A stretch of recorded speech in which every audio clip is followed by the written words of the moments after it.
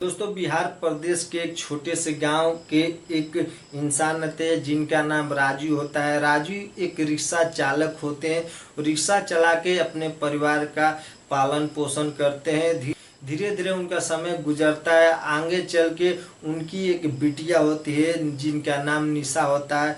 निशा अपने पापा से ये बोलती है कि पापा, मैं पढ़ूंगी और पढ़ के आगे चल के मैं आईएएस बनूंगी, कलेक्टर बनूंगी। जो निशा के पापा होते हैं ये समझाते हैं कि बिटिया, मैं इतना तुमको पढ़ा नहीं सकता, जितना मेरी कमाई है उस कमाई के हिसाब से मैं तुमको पढ़ाऊंगा।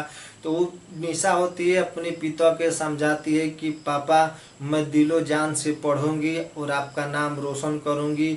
जब आप रिक्शा चला के आते हैं तो आप दर्द के मारे कहारते हैं, तो आप मेरे से देखा नहीं जाता है, आपका दर्द मुझसे सहन नहीं होता। ये सब बात सुन के जो राजू होते हैं उनकी आँख थोड़ा नम हो जाती है।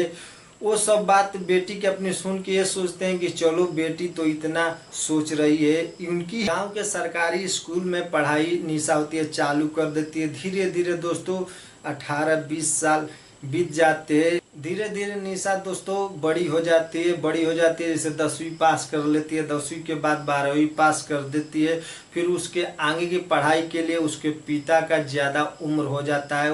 वो अब जितना पहले रिक्शा चला के कमा लेते थे उतना रिक्शा नहीं चला पाते हैं। फिर उनकी कुछ कमाई कम हो जाती है और जो निशा होती है बड़ी हो जाती है। तो जैसे जैसे इसके क्लास आगे बढ़ते हैं तो निशा में खर्चे ज़्यादा लगने लगते हैं। फिर एक दिन निराश होके जो निशा के जो पिताजी होते हैं राजू, वो बोलते हैं, बेटी अब मेरे बस की बात नहीं है, तुम एक काम करो, अपनी पढ़ाई छोड़ दो, मैं तुम्हारी कहीं शादी कर देता हूँ। फिर उनके जो घर के सदस्य होते हैं, जो उनकी माताजी होती हैं, 2 छोटे भाई होते हैं राजू के, वो दबाव बनाने लगते हैं। बोलते हैं, हाँ भैया, अब जो निशा है शादी करने के लायक हो गई है, आप इसकी शादी कर दीजिए। फिर ये सब बात सुन के जो निशा होती है निराश हो जाती है और जाके अपने रूम में रोने लगती है। फिर वो बोलती है कि पापा, मैं पढ़ना चाहती हूँ, अभी से मेरी आप शादी मत कीजिए, मैं आगे चल के बहुत आपका नाम करूँगी। ये सब बात सुन के उसके पिताजी ये बोलते हैं, बेटी अब मेरी जितनी कमाई थी उतनी मैं तुमको पढ़ा दिया, अब मेरे बस की बात नहीं कि आगे मैं तुमको पढ़ा पाऊँ। ये सब बात सुन के जो निशा होती है और ज़्यादा निराश हो जाती है। वो अपने बुक को देख देख के रोती है। फिर वो रात को ये सोचती है कि मेरी शादी हो जाएगी, बाल बच्चे हो जाएंगे, मैं दूसरे यहाँ चली जाऊंगी, चाहे वो मुझे पढ़ाएगा कि नहीं पढ़ाएगा। फिर कॉलेज में पहुँचते हैं तो प्रिंसिपल से बात होती है कि सर, मेरी ये बेटी है, इतना पढ़ना चाहती है। सब निशा वहाँ के प्रिंसिपल साहब होते हैं उनसे बात करती है। प्रिंसिपल साहब जो निशा की पढ़ाई देखकर प्रिंसिपल साहब के मन में थोड़ा दुख होता है। फिर जो प्रिंसिपल साहब होते हैं निशा को बोलते हैं कि तुम एक परीक्षा पास कर लोगी तो तुमको स्कॉलरशिप मिल जाएगा, तुम्हारा बहुत आसानी से यहाँ एडमिशन हो पाएगा, तुम अपना पढ़ाई यहाँ पूरी कर सकती हो।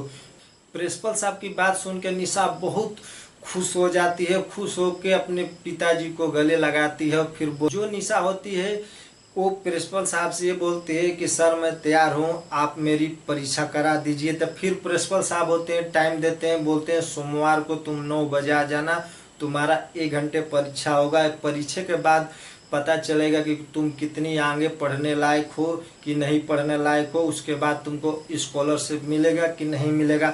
फिर निशा सुबह होता है, नहा धो के अपने ही टाइम पर वहाँ 8:30 बजे पहुँच जाती है। वहाँ 9 बजे से निशा का पेपर चालू हो जाता है। पेपर जैसे ही खत्म होता है, निशा का जैसे परीक्षा खत्म होता है, प्रिंसिपल साहब को अपना पेपर जमा कर देती है।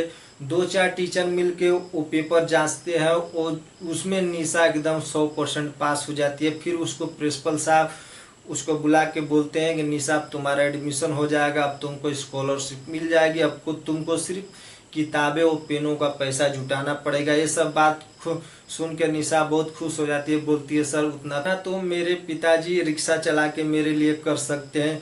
ये सब जाके बात घर बताती है। उसके घर में जो पिताजी होते हैं बहुत खुश होते हैं। और ये उसकी जो दादी होती है ये बात सुन के वो बहुत दुखी होती है। फिर एक रात को अपने जो उनकी निशा की दादी होती है वो राजू जो निशा के पिता होते हैं उनको बुलाती है और अपने पास बैठा के बोलती है, बेटा बेटी जवान हो गई, इसकी कहीं शादी कर दो, तुम पढ़ाई के चक्कर में पड़े हो। फिर एक दिन इसको लड़का कोई नहीं मिलेगा, उससे कोई शादी नहीं करेगा, फिर घर बैठा के तुम खिलाते रहना, फिर पढ़ाते रहना। ये तो निशा जैसे अपने ससुराल जाएगी, उसकी दादी ये बोलती है कि निशा अपने ससुराल भी जाएगी तो पढ़ लेगी। ये सब बात सुन के उसके पिताजी भी सोचने लगते हैं कि हाँ माता मेरी सही बोल रही है, माताजी का भी मेरी उम्र हो गया, क्यों ना निशा की शादी कर दे। जिस चौराहे से वो रिक्शा चलाते थे उस चौराहे पर जाके 2-4 रिक्शा वाले जो उनके दोस्त थे उनको ये बात बताते, उसी में से एक होते हैं जो मुकेश नाम के, वो बोलते हैं कि हाँ इस गांव में चलो आप राजू भाई, वहाँ एक लड़का है जहाँ हर दोस्त रिक्शा लेके वहाँ पहुँच जाते हैं। फिर वहाँ जाते हैं, वो जो लड़के वाले होते हैं वो बैठाते हैं, उठ नाश्ता करने के बाद बात दहेज पे आ जाती है। फिर वो दहेज की बात करते हैं कि मेरे को इतना लाख रुपये चाहिए, 4 चक्का गाड़ी चाहिए। सब बात सुन के जो निशा के पिताजी होते हैं बहुत दुखी होते हैं।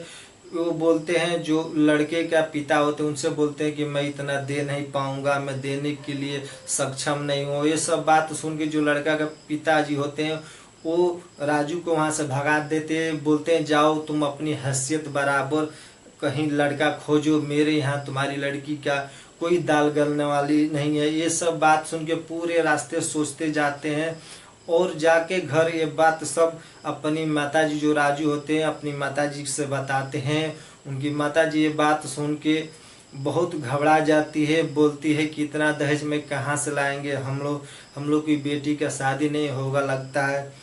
निशा आती है और अपने पिताजी से बोलती है कि पिताजी आप मेरी तो शादी तय करने गए थे, क्या हुआ, मेरी शादी तय कर दिए। वो सब बात निशा को बताते हैं। ये सब बात सुन के बहुत दुखी होती है और ये बोलती है, पिताजी मैं जिस दिन मेरा IAS ऑफिसर बन जाऊंगी ना, उस दिन अपने देश से अपने जिले जवार से दहेज का नाम ही मिटा दूंगी। ये सब बात सुन के जो निशा के पिताजी होते हैं बहुत भावुक होते हैं और निशा को गले लगा देते हैं और निशा का धीरे धीरे पढ़ाई चलता रहता है। आगे दोस्तों क्या होता है, निशा कलेक्टर बनती है कि नहीं बनती है, और नेक्स्ट भाग में आपको देखने को सुनने को मिलेगा। अगर दोस्तों मेरा मकसद ये नहीं आप लोग को ठेस पहुंचाना, मेरा मकसद है आप लोग को जागरूक कर सकूं।